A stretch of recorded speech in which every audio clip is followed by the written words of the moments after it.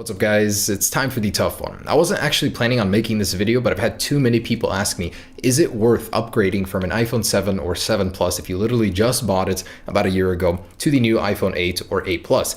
Is the price justifiable? Is the upgrade justifiable? I mean, what's the difference between these guys? And it's not much. I'm going to be honest with you, it is not a significant difference. I mean, if you have the money, it's definitely worth the upgrade, but if some people are just really on the edge here, like, is it worth it? Is it not? In this video, I'll help you make that decision, but right off the bat, I'm just going to say it's not a very significant upgrade. Going from the 6S to the 7 was a much bigger update than this, and if you have an iPhone 6S, then yes, it is worth the upgrade to the iPhone 8, but from the 7, personally, I say no. But let's get into all that finer print and see what the actual difference between these guys is. Now, like the iPhone 10 versus iPhone 8 and 8 Plus comparison I made, I'd like to start with the similarities. What's the same? What did Apple recycle from the iPhone 7 and 7 Plus and sell to you at a markup? So first off is Touch ID. Both of these guys still do have the second generation Touch ID, which is honestly perfectly adequate. There's nothing I would need added to it, and it's great. You know, over the iPhone 10, having that sensor is pretty awesome, but it is still the same speed, same fingerprint sensor.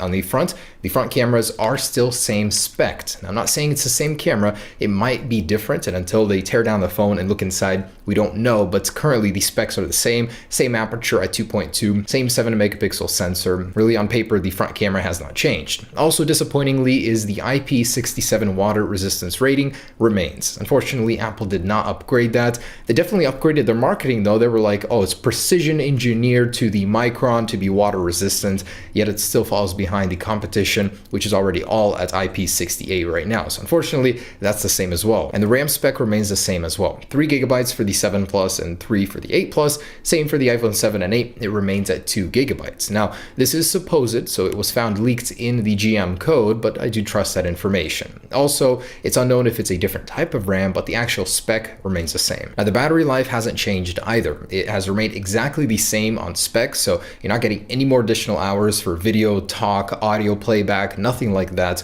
Although, don't discount the new battery phase. You're getting a battery with 0 cycles on it. Yours may have degraded in the time you've owned it for a year, so technically the battery life might be getting better, but against a brand new iPhone 7 or 7 Plus, the 8 and 8 Plus did not improve. And that's not to say that the battery might not have gotten smaller or bigger, because we don't know that until they actually tear the iPhone 8 and 8 Plus apart and look inside. We don't know that. It's just the actual spec remains the same. Still no headphone jack anywhere to be found, so if you're hoping that Apple would realize the mistakes of their ways and add one back, they didn't. The adapter still comes in the box, and the displays will be identical aside from one feature, and that's True Tone. I'll get into that in just a second. Physically, it's unknown again if they have changed, but most likely, as all of these specs remain on paper, exactly the same. Now, what's different? There's actually quite a bit. It's not very significant, but there is a lot of stuff. So the glass design, I mean, you pick this thing up, it's going to feel different right away. The back isn't as smooth as it is with glass. You know, your fingers are going to be getting stuck on here. You're going to get a lot more fingerprints on it versus the matte aluminum shell of the iPhone 7 and 7 Plus. And that's a convenience factor that's hard to put a price on. If you don't really care if you're going to use a case, then that's nothing, but having to always wipe off fingerprints off of your phone kind of sucks. The glass does have a 50% deeper strengthening layer, according to Apple, and it is the toughest smartphone glass on a phone right now. If you had issues with breaking, dropping your display, this thing is supposed to take care of that, and we'll definitely have to see how that does in a drop test. No word on scratches though. How scratch resistant it is just against drops and stress like that. And of course, because of the new glass design, you're gonna get wireless charging support via the Qi standard. That means a variety of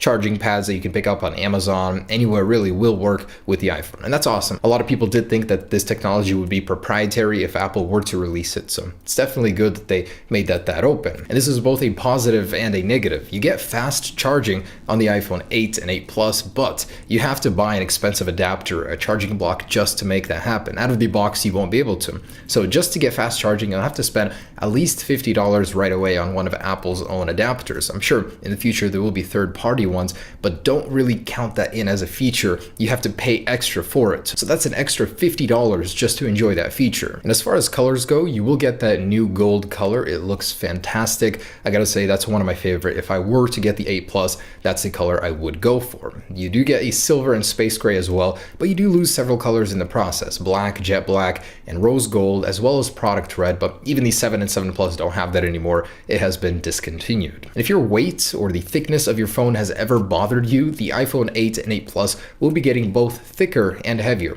Both will be getting 0.2 millimeters thicker, and I know that's laughable, that's not really much of a change, but the weight is getting a significant boost. For the iPhone 8, 10 grams, and for the iPhone 8 Plus, 14 grams over the 7 Plus. Significance probably due to the glass, and probably one of the most important to me is the loudspeaker. Honestly, sometimes you're just watching some YouTube videos, some video content on your phone, and the speakers aren't loud enough. On the iPhone 8 and 8 Plus, they will be getting 25% louder with a little bit better bass uniformity. So I'm excited to try that out in real life. But speakers, if they're important to you, that's one big aspect for me of the iPhone 8 and 8 Plus, although most people just use headphones, like normal people. And you get a true tone display on the iPhone 8 and 8 Plus. So that means like night shift, but a little bit more natural. It actually uses sensors to make the display change in both intensity and color temperature based on your ambience and your environment. And it's a nice thing to have, although not all too different from night shift. And the rear cameras. So the iPhone 8 and 8 Plus do share the exact same megapixel count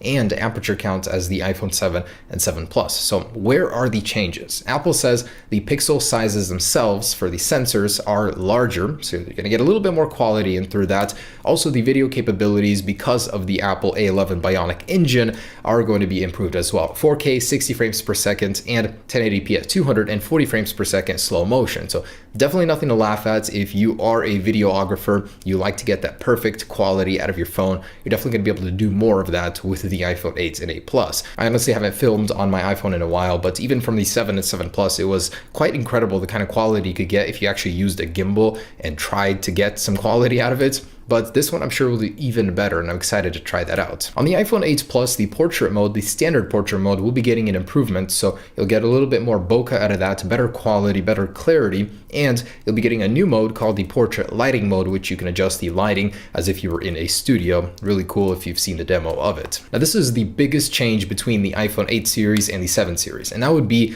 the CPU and GPU performance. Even though they didn't have to upgrade this, it shares it with the iPhone 10, which is several $100s more expensive. Now, the iPhone 7 and 7 Plus were extremely fast, beating out all Android competitors with its speed in the real world test, and they didn't need to upgrade it, yet they did. They made it 25% faster for the faster cores in the CPU and 70% faster for the lower end ones that handle the background tasks, stuff to keep the energy draw low.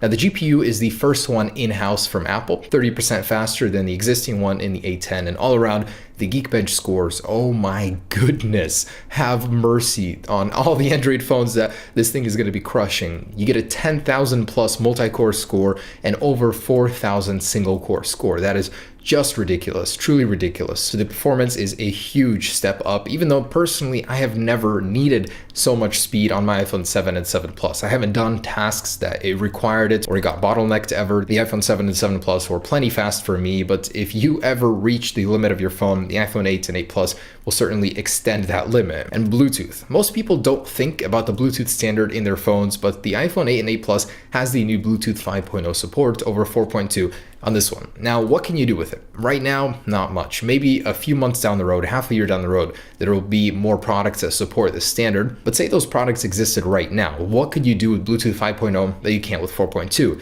You get a longer range. Imagine leaving your phone while you're playing basketball at the gym on the floor. Personally, that's what I do. Sometimes you run out of range. You can get more range. You can transmit more data over that range, and it's more energy efficient. So right now, there are no products that take advantage of this, but in the future, it could be a game changer for the iPhone. Even Apple's new AirPods don't take advantage of Bluetooth 5.0. They're still on 4.2 currently. And pricing. I'm going to do a little throwback here to give you a perspective, but the iPhone 8 Plus is $30 more expensive than when the iPhone 7 Plus launched last year. And same thing for the iPhone 8, but with a bigger difference. It's $50 more expensive than the iPhone 7 when it originally launched. So you're paying a premium now as well, but of course, inflation between that year accounts for a few dollars in between. What are you paying for? It really doesn't seem to me like the price is justifiable over last year's model. That thing had so many upgrades over the 6S compared to this year, but Still, wireless charging is nothing to laugh at. 4K 60 frames per second and the improved slow motion, better speakers,